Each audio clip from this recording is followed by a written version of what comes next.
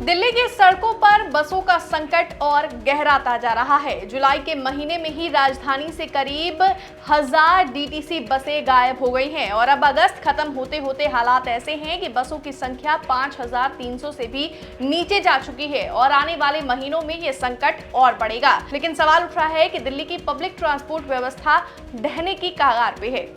बता दें कि जुलाई से पहले दिल्ली की सड़कों पर 6368 बसें थीं, लेकिन जुलाई में ही 985 बसें हट गई। अब अगस्त खत्म होते होते यह संख्या घटकर करीब 5300 रह गई है।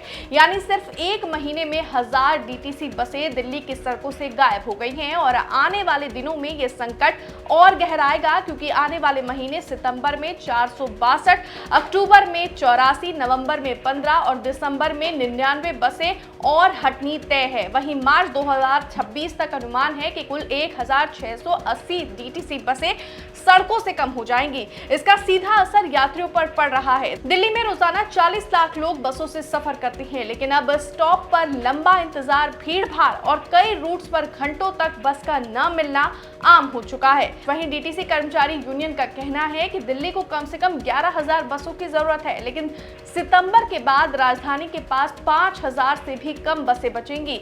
यानी व्यवस्था आधी से भी कम पर चल रही है। वहीं नई सरकार ने छोटी 9 मीटर वाली देवी बसें सड़कों पर उतारी हैं, लेकिन मुख्य मार्गों पर चलने वाली 12 मीटर की इलेक्ट्रिक बसें अब तक नहीं आई हैं और अगर समय रहते नई बसें नहीं आई तो दिल्ली का संकट और गहराता जाएगा। यानी तस्वीर साफ है, दिल्ली की जनता रोजाना बस स्टैंड पर जूझ रही है और आने वाले महीनों में संकट और गंभीर हो सकता है। सवाल यही है कि क्या सरकार समय रहते नई बसों की व्यवस्था कर पाएगी या फिर राजधानी की बस सेवा दम तोड़ देगी। आपका इस रिपोर्ट पर क्या कुछ कहना है हमें कमेंट्स में जरूर बताएं। मुझे दीजिए इजाजत और दिल्ली से जुड़ी हुई तमाम खबरों को देखने के लिए आप देखते रहिए दिल्ली तक।